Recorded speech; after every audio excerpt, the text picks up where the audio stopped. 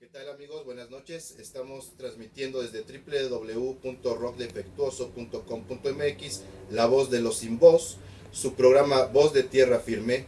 Y esta noche que transmitimos esta entrevista con el doctor Lorenzo Meyer. Es un placer tenerlo con nosotros. Realmente nos emociona tenerlo con nosotros. Estar con usted, ¿no? El arquitecto Alejandro Vivanco. Y la doctora Amalia Salgado. Le damos la bienvenida y comenzamos la entrevista. ¿Qué tal, doctor? Buenas noches, ¿cómo está usted? Muy buenas noches, pues yo me encuentro mejor que el país, lo cual no quiere decir que esté muy bien, pero sí estoy en buenas condiciones. Genial. Qué bueno. Pues mira, nuestra primera pregunta de cajón siempre es la siguiente, ¿no? ¿Quién es Lorenzo Meyer? A lo mejor no soy la persona adecuada para responderlo, no se me ocurre realmente una respuesta así muy atractiva, simplemente un investigador y profesor que se formó en el Colegio de México, donde estamos haciendo la entrevista. Llegué aquí a los 18 años y ahora tengo 72, entonces pueden darse cuenta de cuánto tiempo llevo en esta institución creada por Daniel Cosío Villegas y Alfonso Reyes, y a lo que me he dedicado todo el tiempo es a la investigación y la docencia.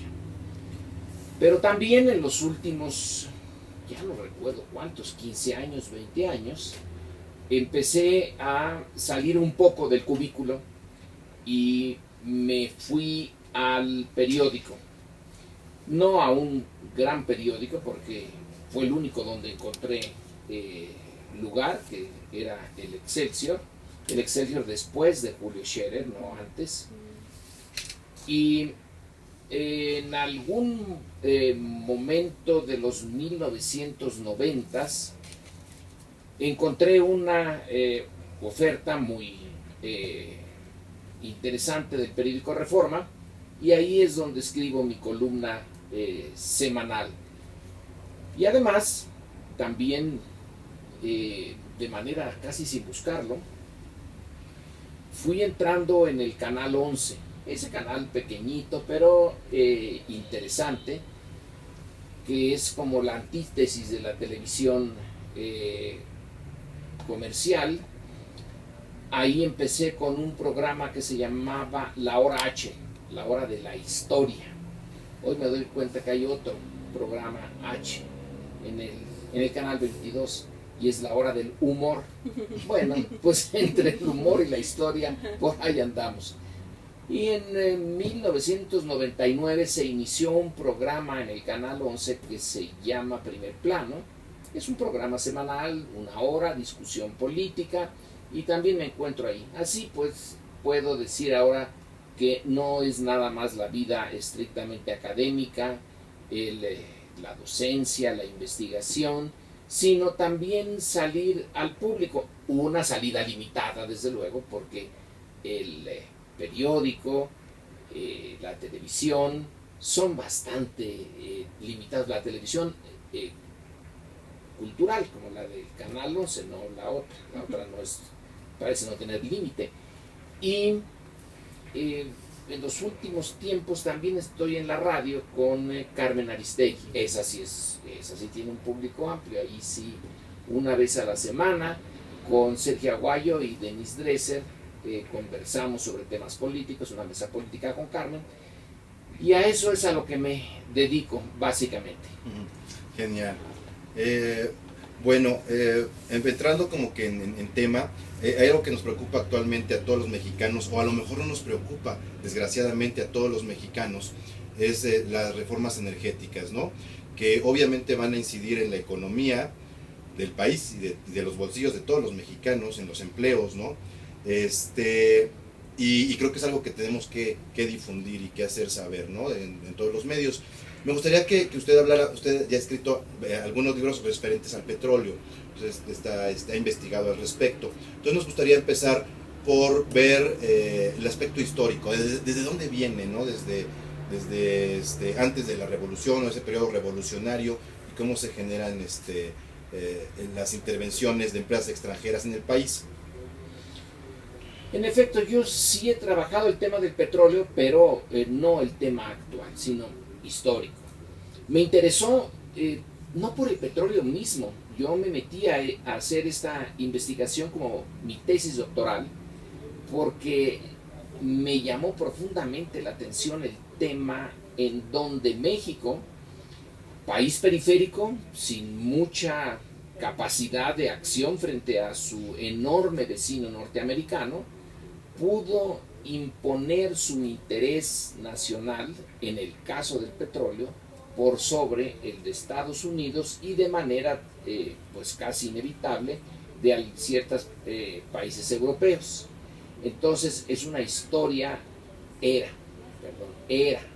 una historia muy peculiar, singular, en donde un país sin mucha capacidades de poder, sin su economía, su ejército, etcétera, no eran para enfrentarse con adversarios del tipo norteamericano o inglés, y sin embargo pudo imponer sus prioridades sobre la de esos países, esas potencias, y eso era atractivísimo como investigación para ver las raíces del nacionalismo no solo petrolero, sino revolucionario, y del nacionalismo en general mexicano. Un momento de triunfo, difícil, pero de un final muy aceptable para nosotros. Ahora, con esas reformas energéticas, pues me encuentro con que lo que yo creía cuando empecé a investigar esto allá en los años 60, que era un capítulo completo ganado en materia de política internacional por México, pues hoy me doy cuenta que no fue así. Con el paso del tiempo no se supo defender lo ganado a lo largo de una lucha bastante compleja que se inició con Madero mismo y que tuvo su capítulo más interesante con Cárdenas, pero siguió hasta los 1960, cuando la reforma constitucional cierra todos los recovecos para que entre el capital externo al petróleo y realmente se queda como un bien estratégico, no renovable, importantísimo, estrictamente para el Estado mexicano, para los mexicanos. Bueno, eso se acabó. Y ahora que se acaba, creo yo que vale la pena por lo menos tener conciencia de cómo se logró que el petróleo mexicano fuera mexicano, porque en su origen dejó de serlo muy rápido. La historia del petróleo empieza en el siglo XIX en Estados Unidos, en Pensilvania, donde se descubren yacimientos y se pueden explotar yacimientos importantes. En la época industrial ya el motor está ahí y va a nacer el motor de combustión interna y va a revolucionar Estados Unidos, los países industriales y lentamente el resto del mundo. Esa explotación en Pensilvania se va a dar luego en el resto de Estados Unidos, y como somos frontera con ellos, era natural que si había depósitos petroleros en la frontera con México, pues estos tenían que seguir hacia el sur. Era obvio que había en México petróleo. Se sabía que en la costa del Golfo de México había chapopoteras, pero había que ponerle ganas a eso.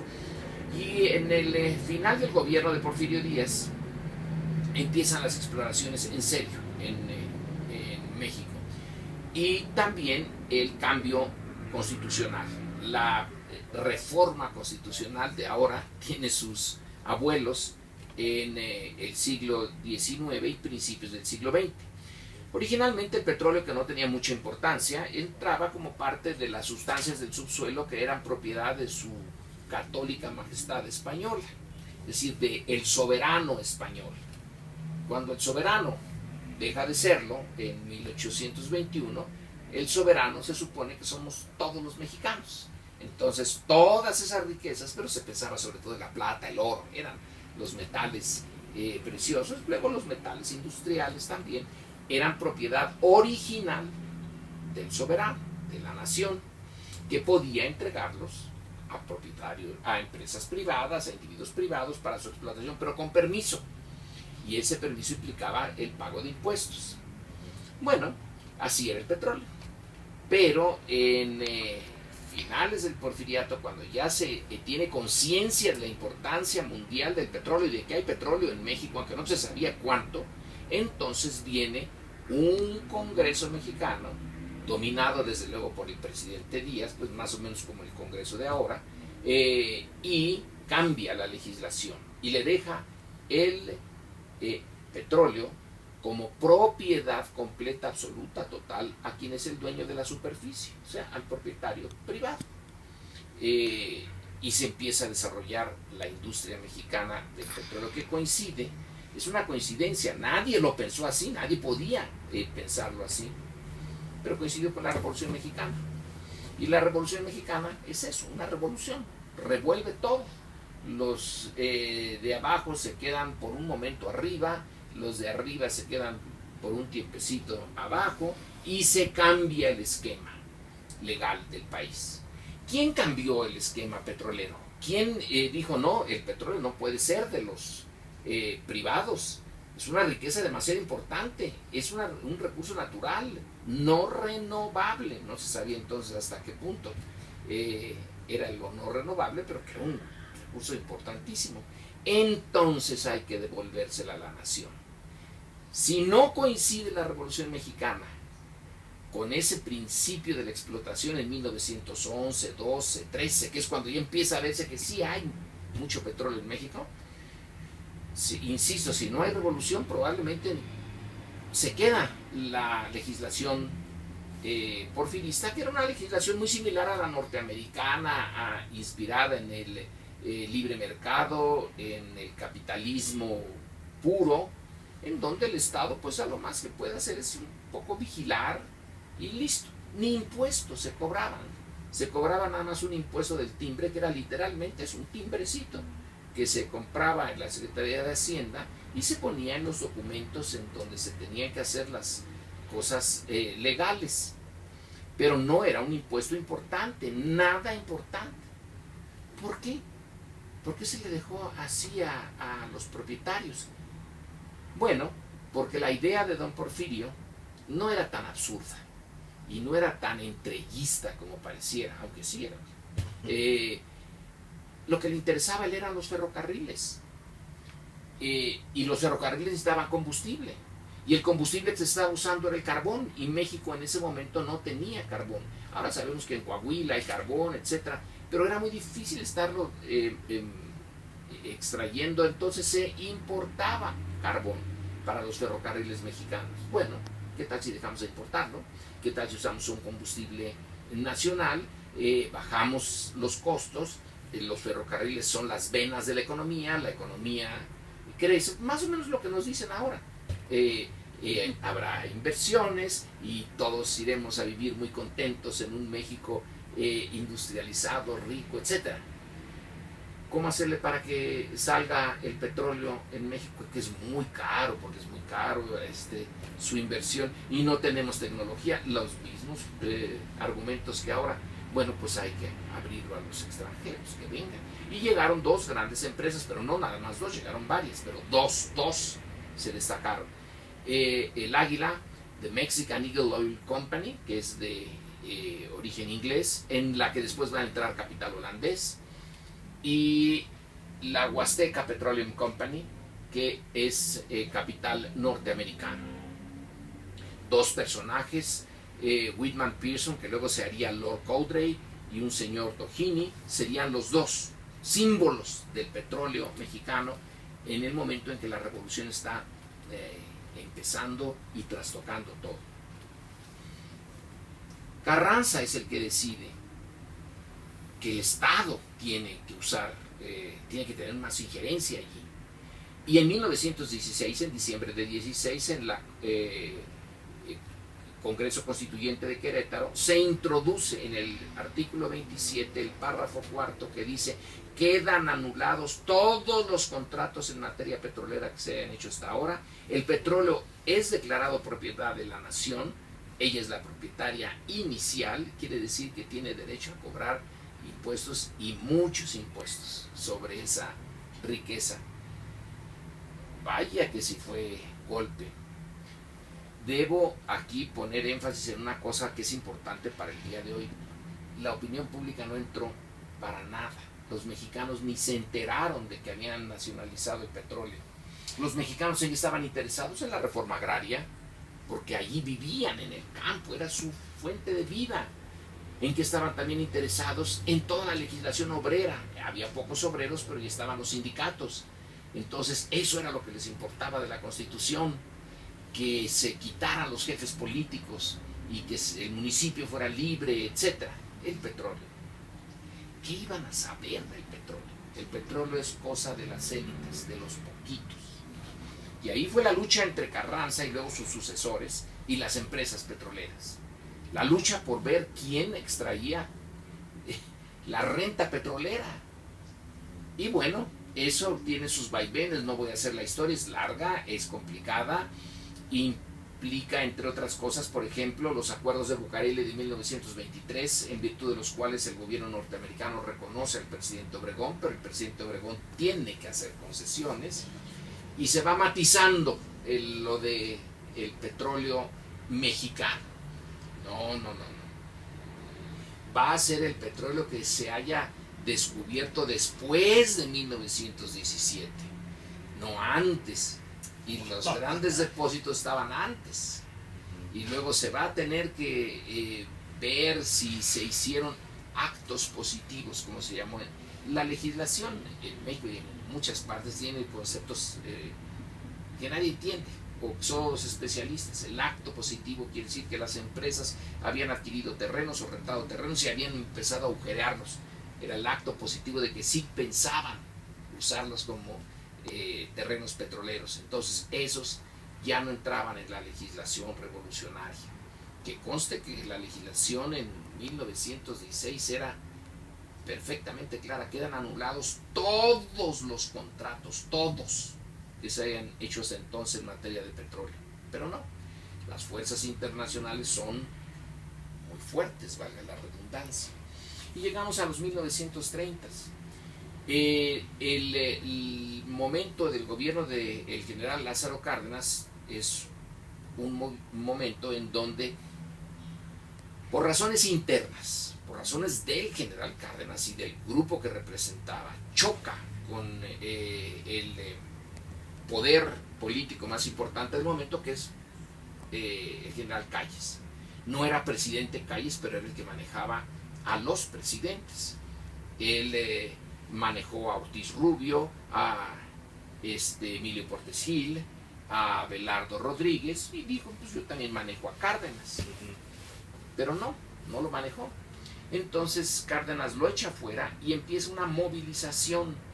Moviliza a los mexicanos de abajo, que ya estaban medio movilizados por la revolución, pero esta vez los vuelve a despertar, y entonces vía la reforma agraria, vía el apoyo a los sindicatos, despierta en las ciudades, en el campo, una masa, la política de masas que le llamó un historiador y politólogo y abogado mexicano, Arnaldo Córdoba, que acaba de morir, hace todo un tratado sobre cómo se elabora y se lleva a cabo la política de masas del cardenismo. Desde arriba se movilizan a los que están abajo. Y en esa movilización se crea una energía política enorme. Y ahí choca con las compañías petroleras Cárdenas, pero ya no es Cárdenas solito, es Cárdenas con un respaldo político fuerte. Y en un momento de esos que se repiten pocas veces, la Segunda Guerra Mundial. La expropiación petrolera se hace en marzo de 38 y la guerra va a estallar en 39. Dicen, bueno, pues no fue la Segunda Guerra Mundial, pero ya estaba. La Segunda Guerra Mundial empezó en España en 1936.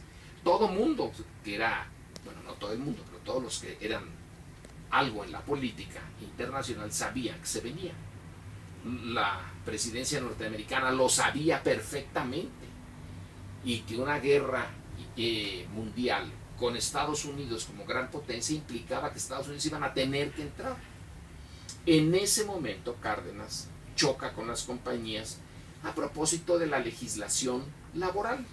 Por andar apoyando a los obreros, se choca en la formulación del contrato colectivo de trabajo con el recién creado Sindicato de Trabajadores Petroleros de la República Mexicana, que ahora tiene una imagen pésima, pero entonces, bueno, pues no tenía imagen, no era ni bueno ni malo, sino, como diría un expresidente, todo lo contrario. No se sabía qué rayos iba a hacer aquello. Pero Cárdenas decidió darle su apoyo, esa era parte de su política. Las empresas petroleras decidieron detenerlo. No nos van a imponer esas condiciones de trabajo, laborales. No estaban peleando los recursos del petróleo, estaban peleando contra el sindicato recién nacido. Pero Cárdenas lo aprovechó. Apoya a fondo a los trabajadores, sabiendo las posibilidades de que las empresas rechazaran. Rechazado la propuesta de contrato colectivo apoyada por las autoridades del trabajo, que nosotros también sabemos que las autoridades del trabajo obedecen no son precisamente neutrales, obedecen según el sexenio por dónde va la política. Y una vez tomada esa parte legal y las empresas insisten, no vamos a firmar ese contrato colectivo, entonces se toma la decisión, pues no obedecen, las expropiamos. Y en esa expropiación viene la verdadera nacionalización. El petróleo estaba nacionalizado desde que la Constitución entra en vigor en febrero de 17, pero la realidad es que seguía siendo en buena medida el sector privado de empresas extranjeras las que ponían las condiciones. Sí, el gobierno mexicano pudo sacar más impuestos, es verdad. No se quedó como en la época de don Porfirio. Pero las empresas no reconocían que el petróleo en el subsuelo, en los terrenos que ellos tenían en el momento en que la Constitución de 17 entró en vigor, fuera ese petróleo del Estado, era de ellos, su propiedad, como en el viejo régimen. Una revolución solo tiene sentido si le trastoca el viejo régimen, si mantiene todo lo que el viejo régimen tiene como legal, pues entonces ¿para qué se hace la revolución? Las revoluciones son para trastocar y los intereses creados son para mantener. Entonces ese choque que va va desde antes, pero que se queda bien clarito desde 17, que Carranza no puede poner su legislación petrolera, tiene el artículo 27, pero no lo puede hacer la legislación necesaria para ponerlo en práctica. Y los congresos que vienen, al final el Congreso de Calles tiene que aceptar una ley petrolera que fue modificada por el abogado de la embajada norteamericana bajo la responsabilidad de Dwight Morrow, un embajador norteamericano muy famoso de los fines de los 20. Bueno, la soberanía mexicana en torno al petróleo estaba, digamos, en entredicho, por decirlo suavemente.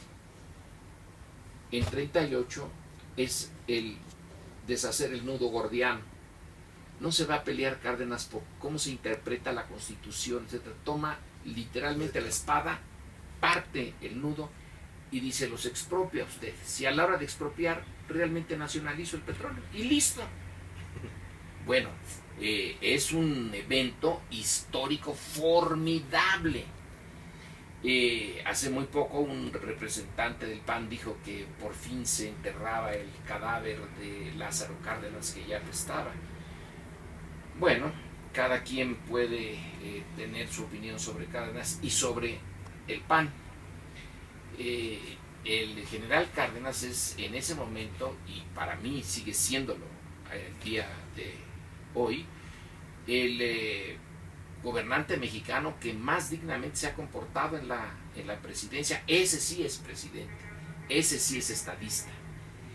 tomó una decisión importantísima y no arriesgó al país. Si no lo llevó a como tantos otros en otras partes, y aquí mismo, que han llevado al conflicto y al derramamiento de sangre, aquí tomó una decisión fundamental, no se murió nadie, no hubo ninguna intervención extranjera, lo calculó, todo estuvo bien pensado, se comportó como un estadista, tomó riesgo, sí tomó un riesgo y ganó. Y ganó para nosotros. Es en ese momento, y solo en ese momento, cuando el pueblo mexicano entra en acción en materia petrolera. No se había presentado antes, para nada. Destellos por ahí, pero nada importante. Es la decisión de Cárdenas la que moviliza a esa sociedad ya movilizada por la reforma agraria, por la reforma educativa, la educación socialista, la política obrera, que también se moviliza en apoyo del petróleo nacionalizado. Y el embajador Daniels, Josephus Daniels, norteamericano, se lo hace saber a su gobierno. Aquí hay una decisión fundamental, pero el presidente tiene un apoyo fundamental. Nosotros podemos intentar quitar al presidente. Sí pueden, si son una potencia impresionante. No lo acaban de hacer en Irak, pero el embajador, casi como si hubiera pensado en lo que iba a suceder en Irak, decidió, pero si lo hacemos, vamos a crear un problemón enorme, porque tendríamos que chocar no solamente con Cárdenas, sino con sus apoyos sociales. En ese momento en que nosotros necesitamos unir fuerzas en América para oponerlas a lo que ya se viene, que es la política dura del Tercer Reich, que va a producirnos dolores de cabeza fortísimos. Si apoyamos a la derecha mexicana, a esa que nació entonces, porque el PAN nació en 39, ¿no? Si la apoyamos, no pensaba en el PAN, pensaba en Almazán, en el general Juan Andreu Almazán.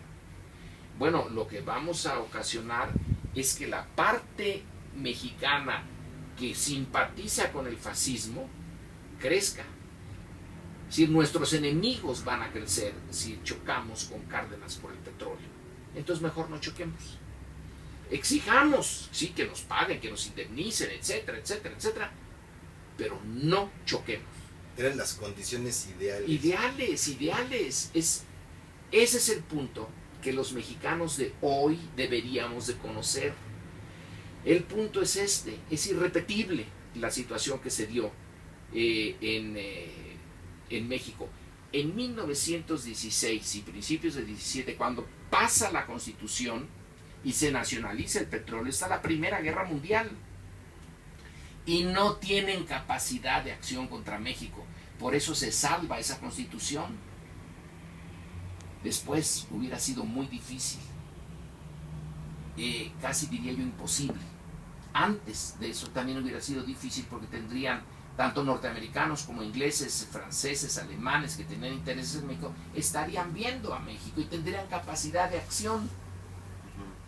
Con la Primera Guerra Mundial estaban con las manos atadas, no podían, se estaban matando por millones entre ellos. Y luego, con Cárdenas, tampoco podían. Entonces es una situación única, irrepetible, que hoy se ha echado por la borda con la reforma energética. Yo creo que en parte la sociedad mexicana está adormilada, adormecida, no está presente en esta discusión, porque no sabe lo que está perdiendo, porque no sabe lo que costó ganarlo. Es relativamente fácil acabar con eso, con lo ganado, y se vio pues en unos meses. Peña Nieto acabó con eso, Peña Nieto y el PRI en su segunda etapa. La sociedad mexicana no se movilizó porque no tiene con qué movilizarse. La izquierda mexicana está dividida, está para propósitos prácticos no sirve, no existe. eso de decir es que ahora en 2015 vamos a hacer vamos a poner una pregunta al electorado y que diga si apoya o no apoya. Pues a palo dado ya, pues sí, Dios lo puede quitar, pero como no somos Dios, y yo creo que el palo ya está dado y vamos a tener que vivir con eso.